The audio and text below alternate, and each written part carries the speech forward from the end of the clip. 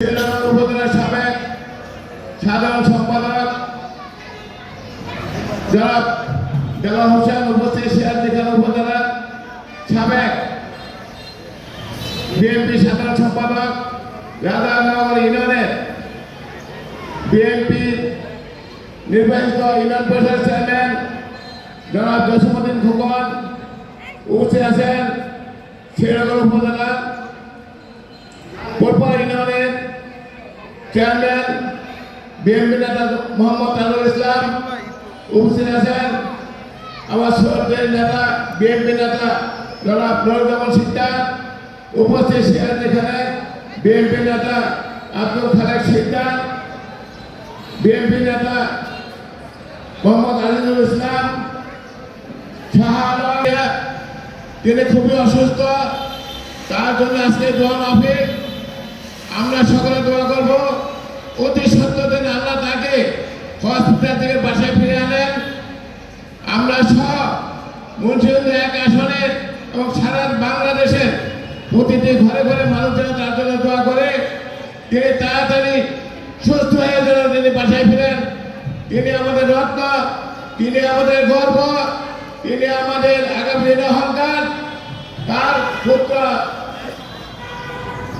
ভারপ্রাপ্ত চেয়ারম্যান জনাব তারেক রহমান, তিনি কিন্তু দেশে নাই, তাকে অগণিত মামলা দিয়ে দেশ থেকে বিতাড়িত করেছে।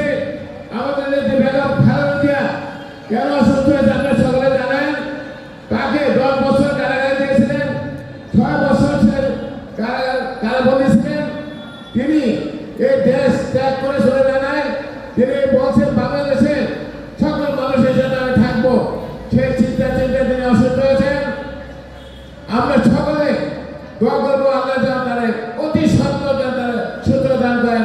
আমরা যারা এখানে উপস্থিত আছি আমরা সকলে দোয়া করবো এবং প্রতিটা ইউনিয়নে ওয়ার্ডে ওয়ার্ডে আমাদের যারা মুরব্বী আছে, যারা ভাইরা বোনেরা মারা আছেন, তারা সকলে যেন দোয়া করে আপনারা ঘরে ঘরে পৌঁছে দেবেন।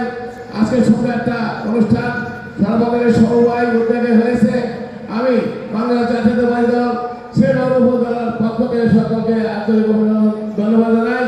আপনি আজকে দোয়া মাহফিলে আসছেন, আসলে দোয়া মাহফিলে আসা আমাদের কৃতজ্ঞ সবাই বোঝেন। দেশটি বেগম খালেদা জিয়া এই দেশে গণতন্ত্রের মাথা বলে থাকে, তাকে যে অত্যাচার করছে আওয়ামী সরকার, আমাদের 17 বছর ছাত্রদের ঘুমাতে দেয় নাই, মামলা হামলা জড়িত। এই সর্বদলের সমবায় 300 মামলা তার নামে আছে, কম না। আমার নাম মামলা হয়েছে অনেক, ডিজিএফআই, টিভি, বনানী থানা থেকে সব কিছু আপনারা জানেন। আমরা আজকে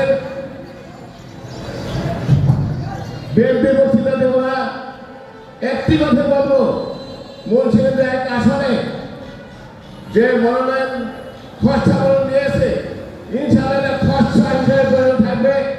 আগামী দিনে ইনশাআল্লাহ একটা চূড়ান্ত নবায়ন দিবে। এই খরচা থাকবে, আপনার চিন্তা করবেন না। মুন্সিগঞ্জ এক আসনে সবাই আছে, আমি আছি, একটা ভালো মানুষকে আশা দিন মনোনয়ন দেবেন, আপনার দোয়া করবেন। ঐক্যের কোনো বিকল্প নাই। মুন্সিগঞ্জ এক আসনে আমরা ঐক্যবদ্ধ আছি, আপনার সকল ঐক্যবদ্ধ থাকবেন না ইনশাআল্লাহ। ঐক্য কোনো বিকল্প নাই ইনশাআল্লাহ। এই মনোনয়ন থাকবে না, খরচা করবে থাকবে। আগামীতে পুনর্বিবেচনে ইনশাআল্লাহ একটা ভালো মানুষকে নমিনেশন দেবে।